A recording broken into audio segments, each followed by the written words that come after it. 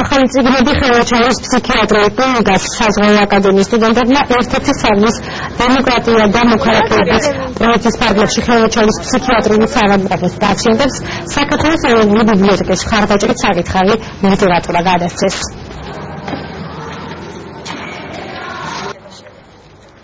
ჩვენ აგავატყობთ ფსიქიატრიულ საავადმყოფოში პაციენტების გაუკეთებია საკითხავი კუთხე, რაც არის ართ-თერაპიის შემადგენელი ნაწილი.